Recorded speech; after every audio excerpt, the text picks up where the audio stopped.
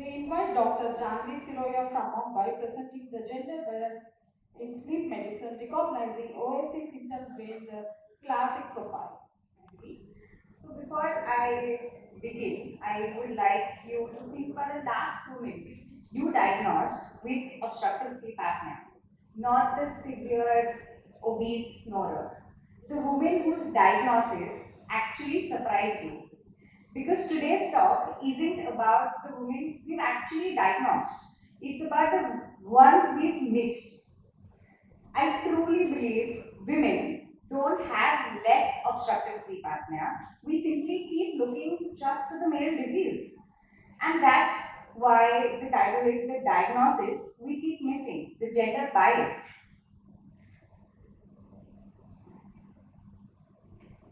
So before looking at the data, I'll ask you a simple question. Why are we still missing so many women with OSA?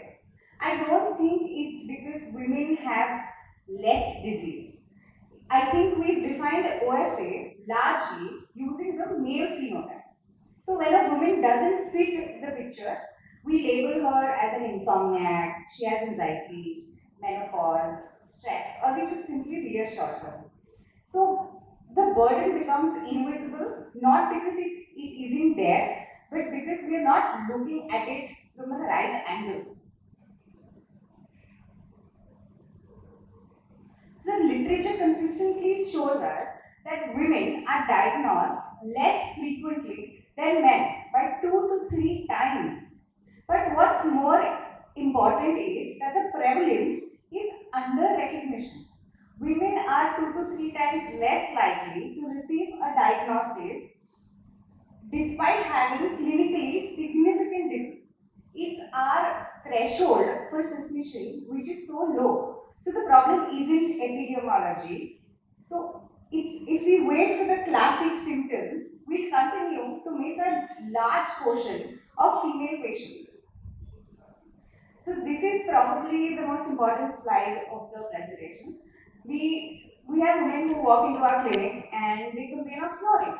So rarely complain of snoring, and instead they complain of insomnia, morning headaches, mood disturbances, nocturia, restless sleep.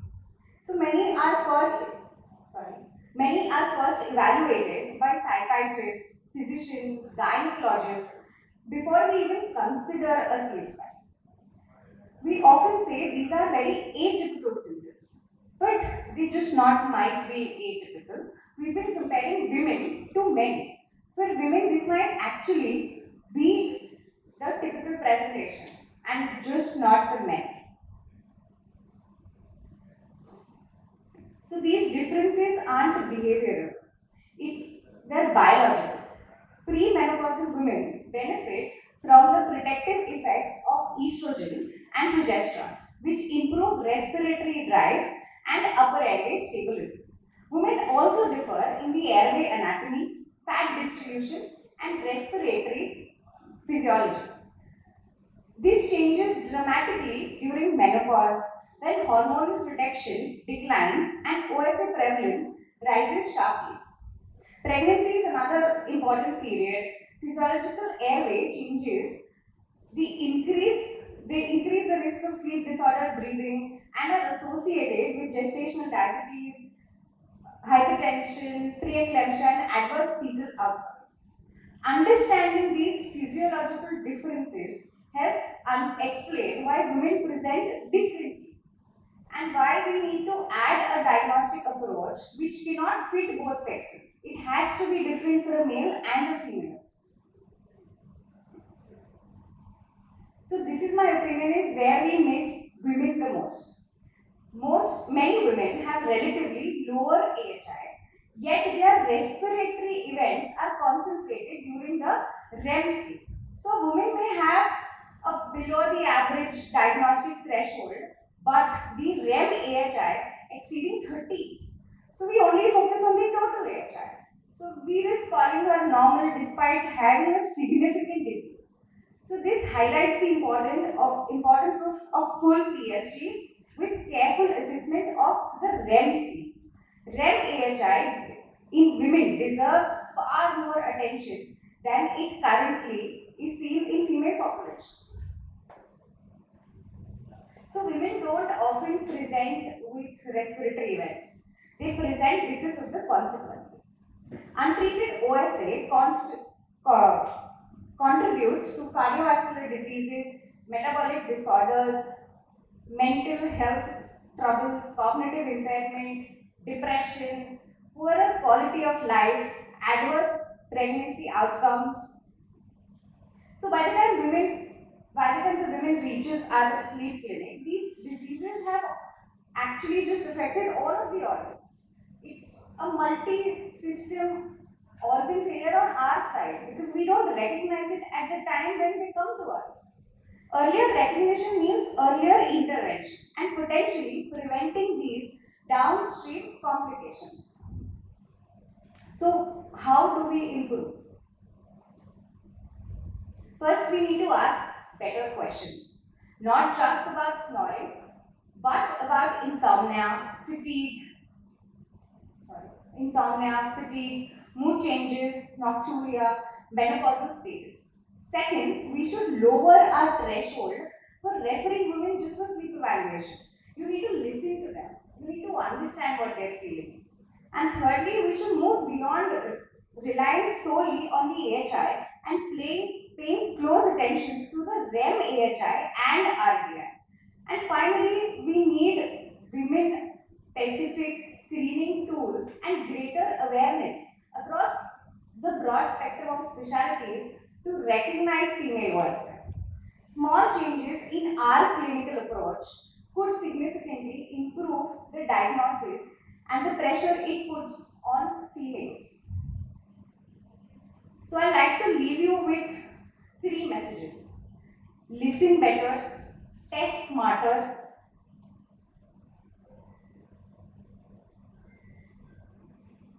treat earlier. And AHI below 5 does not mean absence of disease, particularly in women with REM predominant OSA. Women deserve comprehensive evaluation and timely treatment, including a CPAP, oral appliance therapy, or sleep surgery whenever appropriate. So ultimately, our goal is simple: see her, hear her, diagnose her, and treat her. Thank you so much for your attention.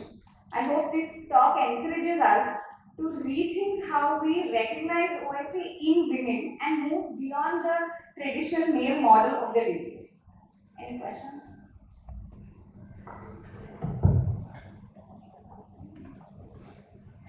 So, thank you very much.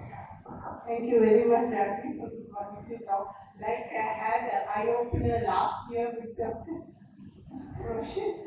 It's an eye opener. When you started your talk, I thought maybe because these men sleep so much, they don't see their wives. You hear their wives snoring. But then you have changed my. Thank you very much. So, We just don't look at the right places. So, I mean, just offshoot of it, have you really started bringing women specific questionnaires, or are they women specific? There aren't any women specific It's questions. time for you to start. We're working on it. Yeah. Thanks, Janhvi, for a wonderful presentation. Often what we see in this points to come and say my husband is doing something wrong. But unfortunately, men like us don't observe. So that is why it's not better actually for Yeah. That is actually true because the men sleep and they are big snorers. Who's going to look at the women? Who's going to understand? They snore too. So that's why their symptoms are very different from the male snorer. So you have to look at different symptoms. Don't just look for loud snoring, excessive daytime sleepiness. No, look beyond it. The whole point was you need to broaden your spectrum of symptoms for women. Excellent presentation, Janhvi.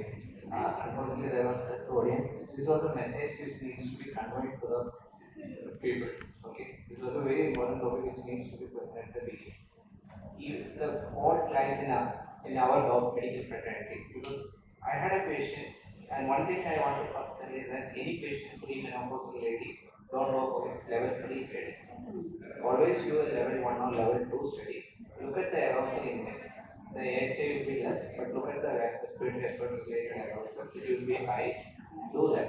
And I had this patient who was running for the past 2 years from every pillar to pillar. She was with panic attacks, anxiety, fibromyalgia. Always we labeled old ladies as fibromyalgia. This was a disease of ladies only. But do a sleep study, you will be able to pick up this patient, give the CPAP, they are happy. Their husband has come with a CPAP for health device also, which reduces the effort of breathing device. And you can even pharmacologically treat them. And this will give better results. It was very difficult for me to convince her because her physician was telling that, you don't have sleep apnea, your AHA is less than 5. So this was a problem. Yeah. Putting her in the sleep was like a very difficult for me. Our doctor fraternity need to understand this, the woman OSA. Yeah, we need to start with us first and then tell the others that we need to look at it from a different lens, from a different angle. Exactly.